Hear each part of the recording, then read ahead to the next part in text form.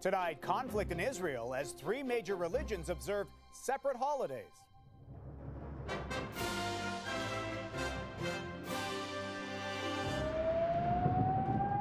Rockets fired in the Middle East.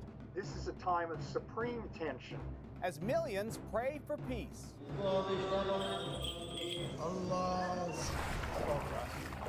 Major floods near the country's capital. I have water coming up through the cracks in my basement floor. The Rideau River wreaking havoc. Plus, the Canadian cooler adding days to donated lungs. It's a simple solution. People all over the world are already asking us, when can we have your export device? The revolutionary technology making life-saving transplants easier.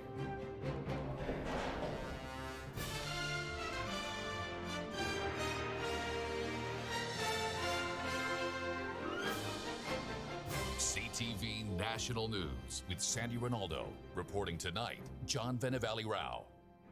Good evening. On this weekend of worship, millions around the world marked Easter, Passover, and Ramadan. And in the holiest of regions for all three religions, tensions tonight continue to escalate, with more violence in the Middle East. And a message from Pope Francis today praying for peace not only there, but in Ukraine. Leading us off tonight, here's CTV's Heather Wright.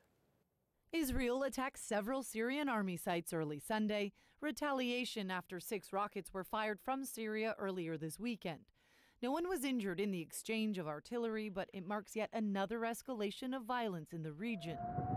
For the last week, Israel and Palestinian groups have traded airstrikes, and violence on the ground has killed several civilians, including 2 sisters who were laid to rest today. Their car was driven off the road Friday, ambushed and shot in the occupied West Bank. And a funeral was also held today for a 20-year-old Palestinian man killed by Israeli forces who say its troops opened fire on a group of people throwing stones and explosive devices. His death has sparked protests. A raid by Israeli police on Jerusalem's Aqsa Mosque last week has triggered renewed tension after police were filmed beating worshippers. Officials say officers were trying to remove groups of men who had barricaded themselves inside the mosque. Amid heavy security today, Muslim worshippers held Ramadan prayers, while Jews gathered nearby at the Western Wall for the priestly blessing. Christians prayed at the Church of the Holy Sepulchre as tens of thousands of people are expected in Jerusalem, with Ramadan, Passover, and Easter all coinciding. I hope that at least in some places, people will take the occasion to think about the common messages among the traditions as well as their theological differences. During Easter Mass, the Pope spoke of his deep concern over the violence between Israelis and Palestinians, praying for peace in Jerusalem and beyond, including in Ukraine. Here at home, today was a chance to pause and spend time with loved ones. It's a moment for family reflection. This is the second year in a row Easter, Ramadan, and Passover have overlapped, but typically it's quite rare, usually happening about once every 30 years. John. Okay, Heather, thank you. And in Kyiv, hundreds of worshipers gathered today to celebrate Orthodox Palm Sunday.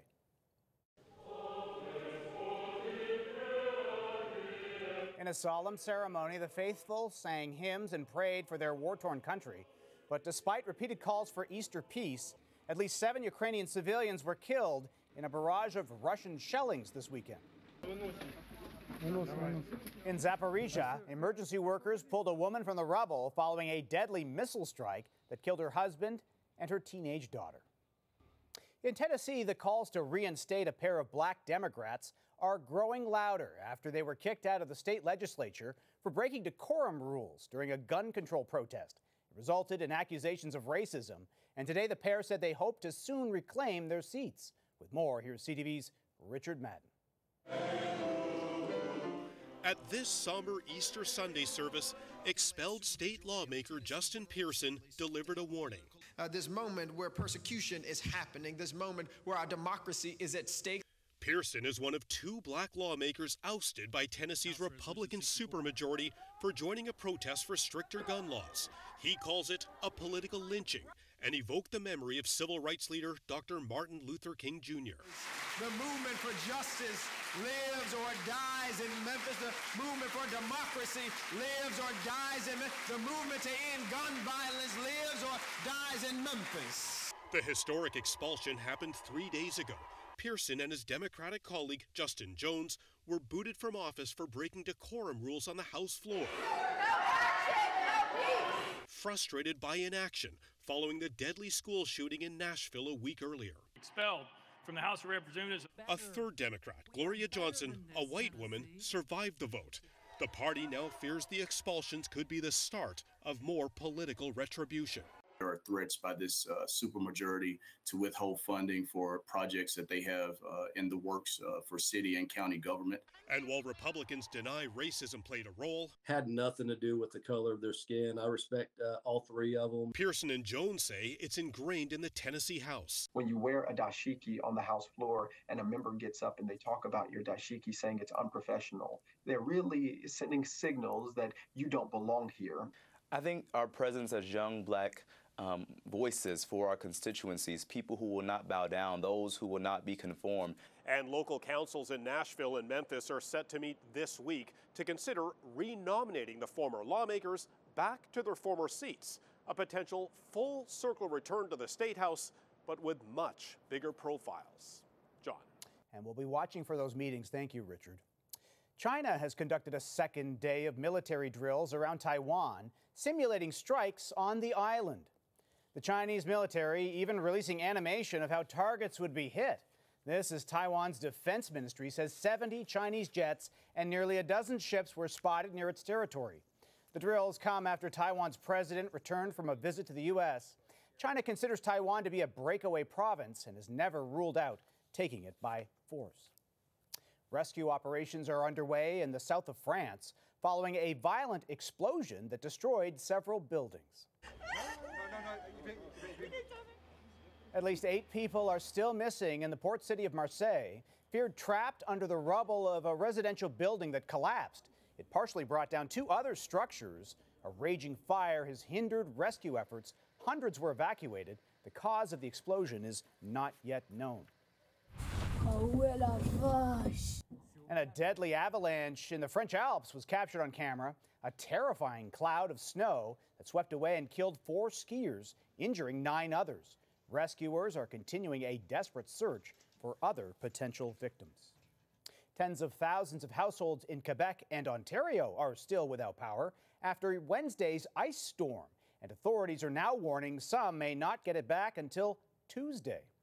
Firefighters and police in Montreal went door to door after a worrisome spike in hospital admissions from carbon monoxide poisoning, with people desperate for heat. And as CTV's Natalie Van Roy reports, in eastern Ontario, a weekend spring thaw has now made flooding a major concern. This is Mark Visser's front lawn and property near Kemptville. Now completely flooded from rising water levels after Wednesday's ice storm and the warm-up that followed. You move stuff off the floor, hopefully it won't get wet, and you will hope for the best. Flooding from the Rideau River reaching vehicles and homes. It all melted very quickly, and the water really rose high. But all these cottages on the road here, I'm sure their basements are flooded. The dock is usually right at the post there. What now looks like an extension of the Rideau River is Paul Charlebois' backyard. His fire pit and chairs submerged. The dock smashed up from pieces of ice that crashed onto shore during Wednesday's storm. We've been honking her down here.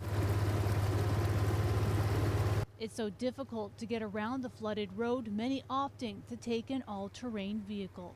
We didn't get to go to Brantford because you can't leave your house when it's getting flooded, right? And we had no power. We lost our power in between as well from the ice storm. While the water has receded significantly since Wednesday's ice storm, residents say when this clears away, there will still be a major cleanup.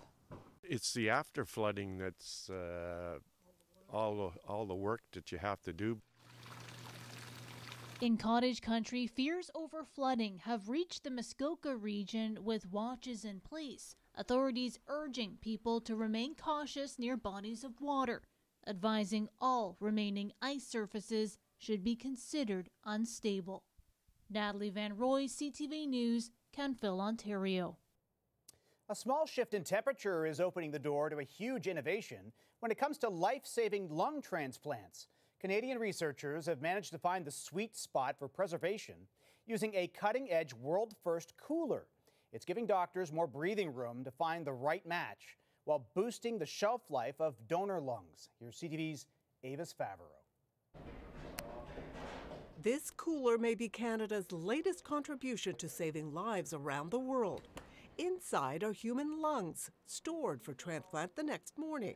But there's no ice. They keep the temperature inside this device at 10 degrees for about 36 to 48 hours. It's the first of its kind Canadian-developed technology to keep lungs healthy and viable 6 times longer outside the body than ever before. People all over the world are already asking us, like, when can we have your export device? Like, we need it.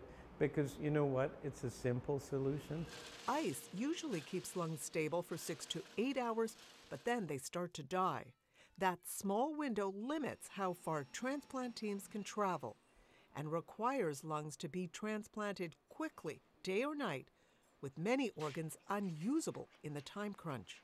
Researchers in Toronto found that adjusting storage temperatures from the usual 4 degrees up to 10 degrees Celsius made the cells in the lungs work better, the lungs themselves viable longer.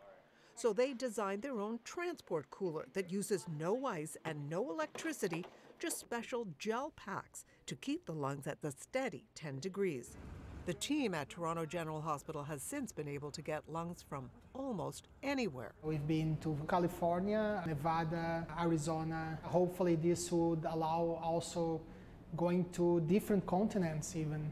And there were some other surprising findings. The lungs cooled to 10 degrees Celsius actually seemed to improve over time, with hints that patients recovered more quickly. Rick Collins recovered from his warmed lung transplant in record time.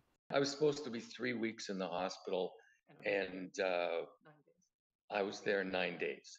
And doctors can now schedule lung transplants for the first time. That's huge. Having the opportunity to extend that window of allocation may make more organs available for more centers. Now the newly dubbed export is being produced for research and for wider use, hoping to double the number of lung transplants worldwide. We realized that the only way we can bring these inventions to help patients is to commercialize it, to make it available, get it regulatory approved so that hospitals will buy it, and that's what's happening. Researchers suspect 10 degrees may be better for donor hearts and livers too, warming up to a new idea in transplant medicine. Avis Favreau, CTV News, Toronto.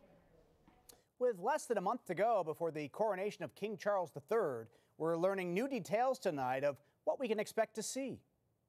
It all begins on May 6th with a procession from Buckingham Palace to Westminster Abbey. Compared to the route Queen Elizabeth II took in 1953 for her coronation, this one will be a shorter ride for Charles and Queen Consort Camilla. In a break of tradition, the pair will travel in this black diamond Jubilee state coach, the same carriage built for the late Queen's Diamond Jubilee. And for their return trip, they'll ride in this 260-year-old gold state coach crowned as King and Queen. As for the jewels, Camilla will wear the crown of Queen Mary, and Charles will be crowned king with the St. Edward's crown, which is also the inspiration for a new coronation emoji created to mark the occasion. Coming up, when justice arrives, too late. They deserve better. Instead, they were given to their loved ones in a body bag. The alarming death rate inside Ontario jails. Plus, Tiger Woods out at Augusta.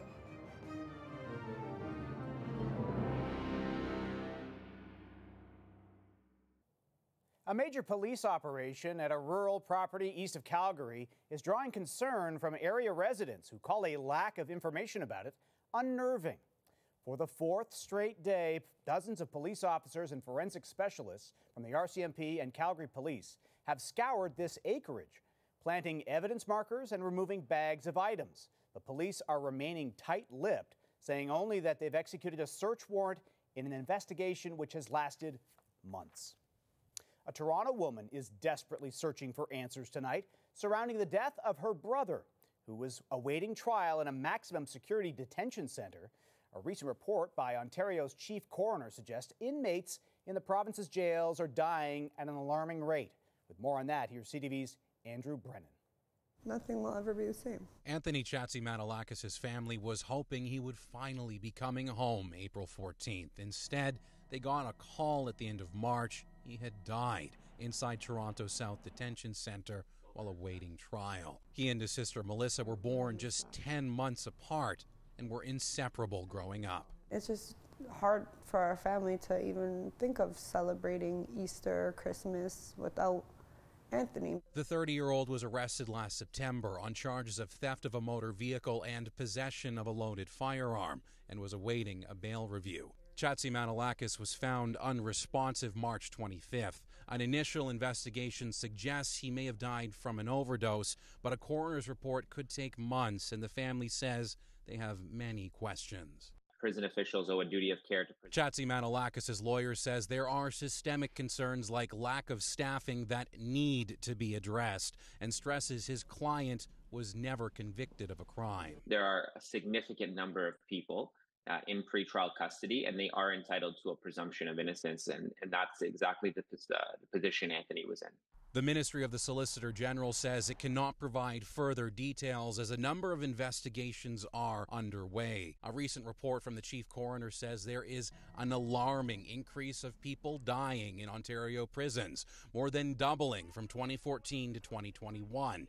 In that period, over 2/3 of people in custody were remanded, not actually convicted of a crime, and in 2021, they accounted for 80% of those who died.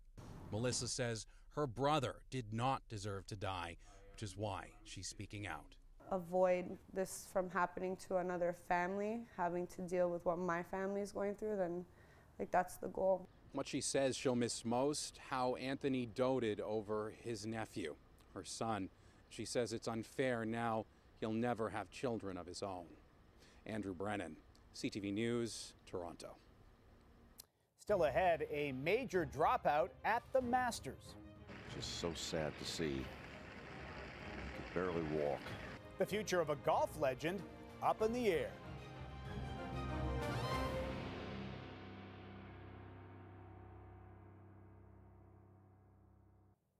The World Men's Curling Championship wrapped up today in Ottawa with Team Canada in the gold medal match. So what happened? Here's CTV's Annie Bergeron-Oliver. And through the hole it goes. It was a rematch with everything on the line. But this time, Canada couldn't get past Scotland like they did in the round robin. It's been special, and I want to thank our family for coming, our supporters, the whole city of Ottawa, whole country. Team Gushue narrowly losing out on the World Championship title. Congratulations, Scotland. Meaning the St. John's skip now has 3 consecutive world silver medals. To play in front of an atmosphere like you guys created, it really does mean a lot to all of the players, not only our team. This 13-team tournament was supposed to happen here in Ottawa back in 2021, but those plans were derailed because of the pandemic. Now fans say they're making up for lost time. For Ottawa, the event bringing a boost to businesses. The influx of tourists and curling fans to downtown is expected to help add more than $12 million to the local economy. The Mondu brothers came from all across Canada for a reunion centered around their favorite sport. I think the vibe has been great. I love curling. Well, the shots are just spectacular. I mean, wow, just wow shots, eh? Shots that helped propel Scotland to victory in a matchup of 2 historic curling nations looking to end their droughts at the Men's Worlds. Canada, led by Gushue, last won exactly 6 years ago today. Birthplace of curling is Scotland. Canada is a leader in curling and just coming head to head. Couldn't ask for a better final game. A high-stakes game before a hometown crowd who couldn't be more proud. If you look on the ice, you will see them. They're truly Canadian. Go Canada! Annie Bergeron-Oliver, CTV News, Ottawa. The greatest draw out of the sport of golf has made a major surprise exit from the Masters. Walk is getting tougher by the second for the five-time champion. A hobbled Tiger Woods pulled out in the third round after re-aggravating a foot injury, reigniting uncertainty about his playing career. Yeah, I don't know how many more I have in me. So just to be able to appreciate the time that I have here and cherish the memories. Stormy weather made the struggle even worse for Tiger. From sunrise to sunset. Rahm wins the Masters Marathon. A masterclass performance by the champion, Jon Rahm, turned the longest day into his sweetest victory, capturing his first ever green jacket. After the break, the restaurant serving up history, taking diners on a culinary voyage, Titanic style.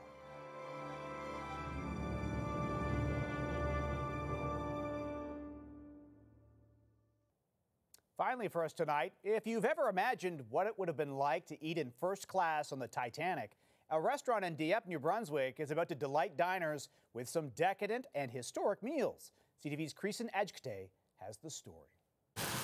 This is just a taste of the 10-course menu that could have been served on the Titanic. We're recreating the first-class Titanic menu. Good evening, sir. The lavish 4-day event at Atelier Tony isn't just a dinner reservation, but a recreation for the senses. The Titanic itself was a slice of life. There was everyone from the poorest of the poor to the richest of the rich, and they were all having a grand time kind of in their own way. The menu will include oysters, roasted duck, beef sirloin, and poached salmon, flavors that will almost make you feel like flying. We don't want to just create the exact same thing. We want to put our own Atelier Tony flair on it. Not only exciting for your taste buds, but also your ears. Christine Melanson says she has been researching what songs would have been played for the people on board. I hope I bring the regalness to the event. I hope I bring like the extra little pinch of like special. The restaurant came up with the idea because of Atlantic Canada's close connection, including when 2 cable ships from Nova Scotia were sent to help with recovery efforts when the Titanic sank south of Newfoundland in 1912. The Maritime Museum of the Atlantic in Halifax also has the world's largest collection of wooden objects salvaged from the Titanic. In an apartment I lived in, we found in one of the walls a letter from someone who was embarking on the Titanic. So there's a lot of local history around here. Tickets for the event are going for $125 per person. A moment to go back in time and create priceless memories. How do you take a caviar, sir? No caviar for me, thanks. Never did like it much. Creason Adjkte, CTV News, Halifax. Well, that's it for us tonight. For Sandy and the rest of us at CTV National News, thanks for watching. Omar will be here tomorrow. Have a good night and a great week.